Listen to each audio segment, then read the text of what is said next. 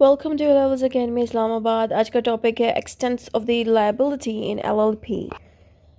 अच्छा, तो जो students Islami university of Bahawalpur के हैं उनके लिए मैंने ये वीडियो बनाई है। 5 इयर्स लॉ एलएलबी का पार्ट 3 जो है बिजनेस लॉ का सब्जेक्ट, उसी के अंदर एक पार्ट है, एक्ट है हमारे पास लिमिटेड लायबिलिटी पार्टनरशिप एक्ट। उसी का ही ये टॉपिक है, extent of the liability in the LLP. सही है। वीडियो स्टार्ट करने से पहले अगर आप नोट्स खरीदना चाहते हैं ये वाले, तो आप मेरे फेसबुक, इंस्टाग्राम और मेरे व्हाट्सएप अकाउंट से कांटेक्ट कर सकते हैं। उसके लिंक वीडियो के इसी डिस्क्रिप्शन के साथ मौजूद है, यानी कि वीडियो के नीचे मौजूद है लिंक्स। इंट्रोडक्शन में सबसे पहले तो ऑफ कोर्स हमने लिमिटेड लायबिलिटी पार्टनरशिप एक्ट का थोड़ा तारुफ देना है कि ये होता क्या है। फिर उसके बाद आपने बताना है कि जो लिमिटेड लायबिलिटी पार्टनरशिप का जो ये एक्ट है, is one of the main feature is that, यानी कि इस एक्ट के अंदर जो सबसे ज़्यादा मेन प्रोमिनेंट और बहुत ही ज़्यादा क्लियर जो क्वालिटी है, जो फीचर है, वो क्या है इस एक्ट की, कि ये पार्टनर्स को लायबिलिटी कम देता है। अब आपको समझ नहीं आ रही होगी कि लायबिलिटी कम का मतलब क्या। देखें, लायबिलिटी को कहते हैं जिम्मेदारी, रिस्पॉन्सिबिलिटी। ठीक है, आपने अक्सर देखा होगा कि जो नॉर्मल पार्टनरशिप एक्ट हो गया या कोई भी डिफरेंट इदारा हो गया, उसमें जो लोग काम करते हैं, तो एक बंदा भी गलत हरकत करे तो सारे इदारे की जो बाकी के मेंबर्स हैं उनको भी हम जिम्मेदार ठहराते हैं। बट यहाँ पे वो चीज़ नहीं होती। यहाँ पे अगर एक पार्टनर भी कोई गलत हरकत करता है तो बाकी के पार्टनर्स को इतना ज़्यादा जिम्मेदार उस बंदे के लिए नहीं माना जाएगा, यानी कि बाकी के पार्टनर्स को एक बंदे के लिए जिम्मेदार नहीं ठहराया जाएगा। ये चीज़ हमें ये एक्ट बताता है और यही इसकी सबसे ख़ास क्वालिटी है इस एक्ट की। ठीक है। However, the extent of liability depends on the nature of the act, role of the partners and compliance with the law। यहाँ पे ये बता रहे हैं कि कितनी ज़्यादा लिमिटेशन लगनी चाहिए, वो डिपेंड करता है इस एक्ट के ऊपर, कि ये एक्ट के अकॉर्डिंग किस पार्टनर पे क्या जिम्मेदारी लग सकती है। ठीक है।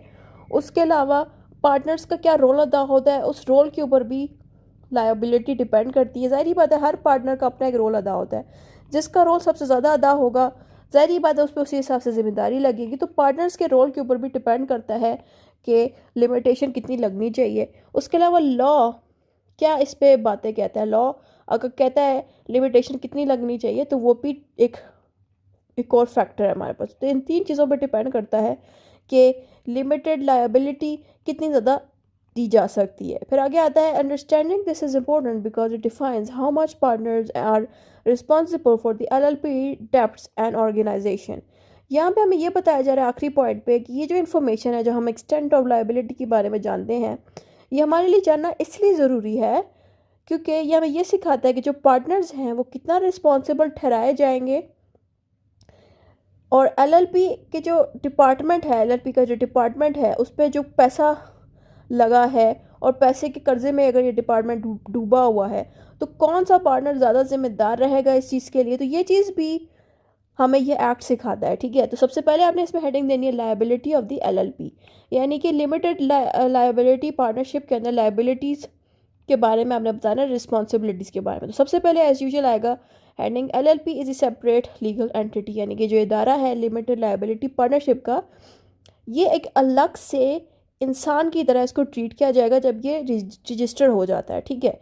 यानी कि जैसे ये इदारा रजिस्टर होएगा तो उसमें जो पार्टनर्स होंगे वो तो होंगे ही, लेकिन इस इदारे को भी एक आम इंसान की तरह, पर्सन की तरह ट्रीट किया जाएगा। इससे क्या फ़ायदा होएगा कि ये जो इदारा है ये कॉन्ट्रैक्ट्स पे साइन कर सकता है, इसको मज़ीद ज़्यादा रिस्पॉन्सिबल ठहराया जाएगा सारे पैसों के मामलात के लिए, क्योंकि ये खुद ही इदारा सारी चीज़ें एक आम पर्सन की तरह हैंडल करेगा। ठीक है।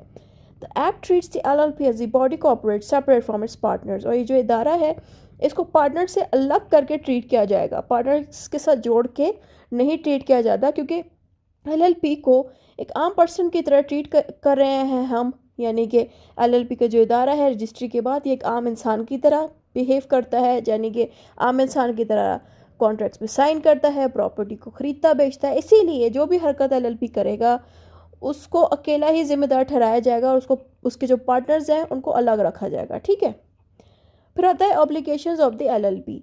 अब आपने थोड़ी सी इसकी मजीद ऑब्लिगेशंस यानी कि रिस्पॉन्सिबिलिटीज़ का बताना है कि जो एलएलपी का इदारा है जिसमें पार्टनर्स होते हैं, पार्टनर्स मिलकर काम करते हैं, इस एलएलपी के इदारे की रिस्पॉन्सिबिलिटी ये बनती है कि इसको चाहिए कि वो डेब्ट्स पे करे फ्रॉम इट्स ओन एसेट्स, यानी कि जितने भी पार्टनर्स हैं उन्होंने जो पैसे लगाए इस इदारे पे, तो फिर इस इदारे की जिम्मेदारी बनती है कि वो जो भी पैसे पे करने हैं बिजनेस को चलाने पे, तो वो बिजनेस को चला सके ये इदारा, ठीक है।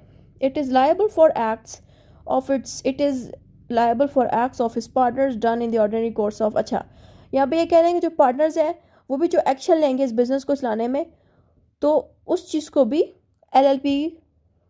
एलएलपी को ही जिम्मेदार ठहराया जाएगा। यानी कि जो पार्टनर जो इस एलएलपी का हिस्सा है, वो पार्टनर्स इस बिज़नेस को चलाने में कोई भी काम करेंगे तो एलएलपी के इदारे को ही जिम्मेदार ठहराया जाएगा। प्रोविजंस, यहाँ पे हमने सेक्शन 18 का यूज़ करना है, क्योंकि जो सेक्शन 18 है वो हमें ये बताता है कि जो एलएलपी है वो एक सेपरेट इदारा है और उसी के अकॉर्डिंग इन पर जिम्मेदारी लगाई जाती है। ये हमें ये सेक्शन 18 सिखा रहा है। फिर आ जाता है हमारे पास liability of partners. Liability of partners के बारे में मैंने ऑफ कोर्स एक अलग से वीडियो भी बनाई है, टॉप पे मैं उसका लिंक लगा दूँगी, आई के साइन के साथ शो हो रहा है, तो वहाँ से जाके आप ये मेरी वीडियो देख लें। इसके ऊपर डिटेल से वो वीडियो बनाएगी, वहाँ से सही से समझ लग जाएगी। यहाँ पे भी थोड़ा सा बता देती हूँ। इसमें सबसे पहली हेडिंग है कि लिमिटेड लाइबिलिटी की। इसमें बताना है कि जो पार्टनर्स हैं वो सिर्फ उतना ही रिस्पॉन्सिबल ठहराए जाएंगे जितना उन्होंने कंट्रीब्यूट किया, यानी कि जितना उन्होंने पैसा लगाया इस बिज़नेस पे उतनी ही उन पर जिम्मेदारी लगेगी। उसके अलावा पार्टनर्स ने जो पैसा लगाया सिर्फ वही उड़ेगा। अगर बिज़नेस में कोई लॉस हुआ तो सिर्फ वही लॉस आएगा जितना उन्होंने पैसा लगाया। बाकी इनकी जो अपनी पर्सनल जो इनकी पर्सनल प्रॉपर्टी है, जैसे कि इन पार्टनर्स का कोई घर है या गाड़ी है, उनको इनसे नहीं लिया जाएगा। सिर्फ जो उन्होंने पैसे लगाए थे अगर वो उड़ गए हैं ना, वो पैसे किसी भी रीज़न से ख़त्म हो गए हैं इस बिज़नेस में लगा के, तो सिर्फ वही लॉस होएगा इनको, और कोई लॉस इनसे नहीं रिकवर किया जाएगा। फिर आगे आता है liability for the LLP act. Partners are generally not liable for, यहाँ पे कह रहे हैं कि पार्टनर्स जो हैं जो इस एलएलपी एक्ट के अकॉर्डिंग इस एलएलपी की बिज़नेस को रन कर रहे हैं, वो इस चीज़ के ज़िम्मेदार नहीं होंगे अगर कोई भी इनका एक पार्टनर कोई गलत हरकत करता है, जैसे कि नेग्लिजेंट हो जाता है, लापरवाही कर जाता है अपने काम में, तो उस लापरवाही का जिम्मेदार बाकियों को नहीं ठहराया जाएगा।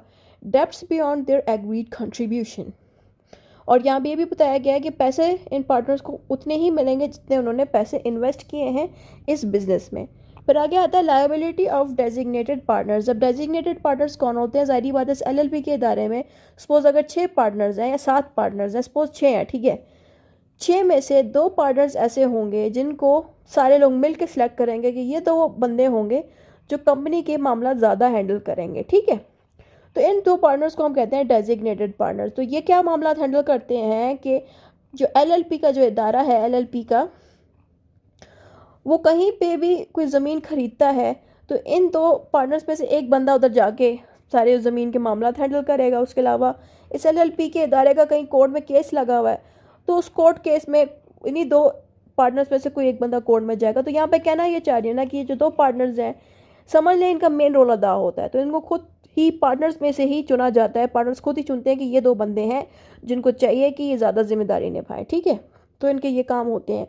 फिर आगे इसमें कोई चीज़ भी बताई गई कि they may face penalties for failure to file documents but personal liability is still limited. यहाँ पे कह रहे हैं कि अगर इन 2 पार्टनर्स ने जिनको सेलेक्ट किया गया है, इनको पनिशमेंट मिल सकती है, पेनल्टीज मिल सकती है अगर इन्होंने कोई डॉक्यूमेंट जमा नहीं कराया टाइम पे, लेकिन इनकी भी पर्सनल लायबिलिटी लगेगी। यानी कि अगर इन्होंने कोई नुकसान कर दिया टाइम पे, कोई डॉक्यूमेंट जमा नहीं किया, जैसे पैसों का अगर नुकसान हुआ तो वही पैसे का नुकसान होगा जो उन्होंने पैसे इन्वेस्ट किए बिजनेस पे। उसके अलावा जो उनकी पर्सनल प्रॉपर्टी जैसे कि घर गाड़ी, वो उनसे नहीं लिया जाएगा। नेक्स्ट हेडिंग आती है unlimited liability in certain cases.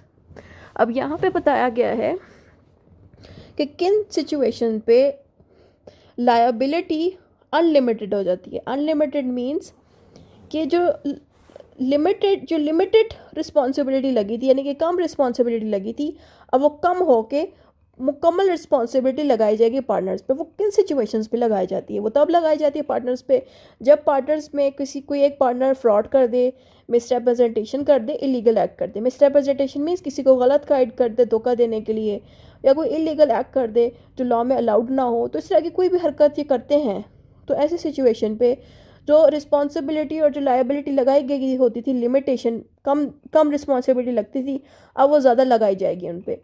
यानी कि अगर कोई पार्टनर ये सोचता है कि मैंने पैसे तो कम इन्वेस्ट करे हैं इस बिज़नेस पे, तो मैं ये सारी हरकतें कर देता हूँ, फ्रॉड भी कर देता हूँ या मिसरिप्रेजेंटेशन कर देता हूँ या इलीगल एक्ट कर देता हूँ, मैं तो बच जाऊँगा क्योंकि मैंने तो कम पैसे लगाए, तो मुझे कोई जिम्मेदार नहीं ठहराएगा इस चीज़ का।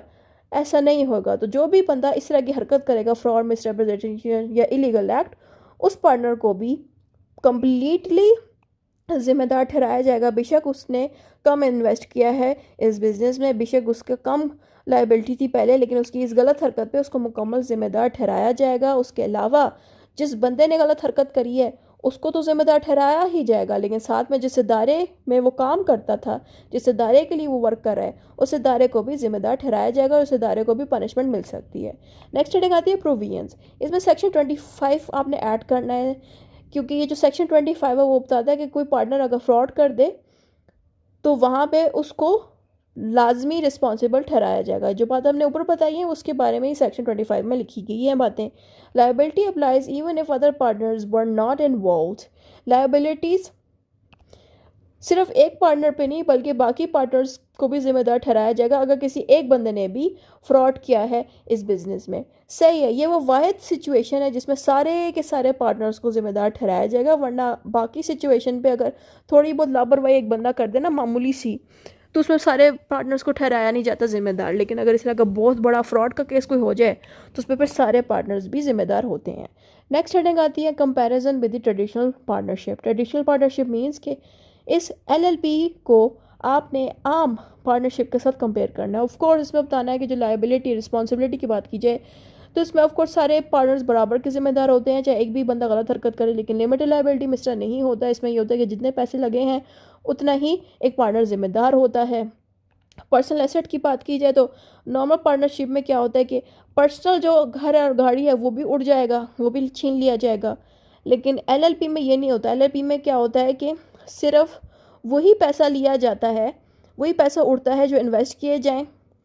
उसके अलावा जो पर्सनल घर है और गाड़ी है वो नहीं लिया जाएगा। लेकिन अगर इस एलएलपी के अंदर कोई फ्रॉड कर दे, कोई पार्टनर फ्रॉड कर दे, तो उस फ्रॉड की हरकत की वजह से उस पार्टनर के घर और गाड़ी को भी लिया जा सकता है, क्योंकि उसने गलत हरकत करी है, क्योंकि उसको ऑफ कोर्स उसने फ्रॉड करके किसी के पैसे खा लिए या कुछ ऐसी हरकत करी जिसमें पैसों का नुकसान हो गया। तो फिर ऐसे सिचुएशन पे उसके घर और गाड़ी को भी लिया जा सकता है, वरना आम सिचुएशन पे घर और गाड़ी नहीं लिया जाते। लेकिन पार्टनरशिप में तो ऑफ कोर्स घर और गाड़ी को भी लिया जा सकता है।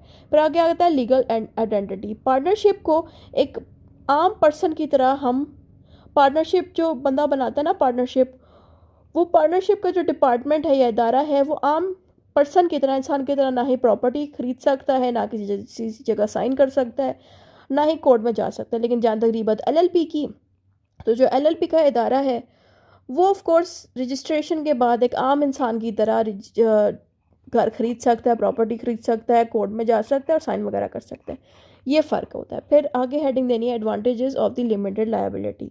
इसके फ़ायदे ये होते हैं ना कि इस लिमिटेड लायबिलिटी के फ़ायदे ये है ना कि ये लोगों को इनकरेज करता है कि वो इस बिज़नेस में ज़्यादा इन्वेस्ट करें, क्योंकि उनको पता होता है कि उनकी जो अपनी पर्सनल वेल्थ है, यानी कि उनका जो घर और गाड़ी है वो सेफ़ रहेगा। सिर्फ वही पैसा उड़ेगा जो उन्होंने इस बिज़नेस में लगाया, उसके अलावा उनकी जो अपनी ज़ाती पैसे हैं, घर और गाड़ी, वो नहीं जाएगा उनके हाथ से। इसलिए इस तरह के जो बिज़नेस होते हैं जो एलएलपी के अकॉर्डिंग चल रहे हैं, यानी कि लिमिटेड लायबिलिटी की पार्टनरशिप में चल रहे हैं, वो ज़्यादा कामयाब होते हैं।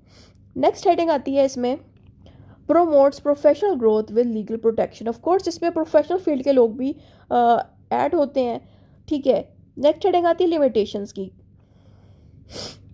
Liability protection does not apply in frauds. यहाँ पे ये कह रहे हैं कि फ्रॉड केस हो जाए तो वहाँ पे जो लिमिटेशंस लगी होती है ना वो हटा दी जाती है और सारे पार्टनर्स को बराबर का जिम्मेदार ठहराया जाएगा।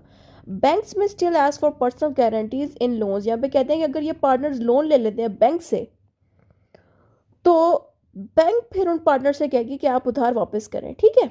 बस वही सेम बात जो मैं पहले भी पिछली वीडियो में एक्सप्लेन कर चुकी हूँ, इसके ऊपर वो दोबारा यहाँ आ गई है। कंक्लूजन जो ऊपर पड़ा दोबारा से आपने दोहरा देना है। इतना ही था इस वीडियो में। खुदा हाफिज़।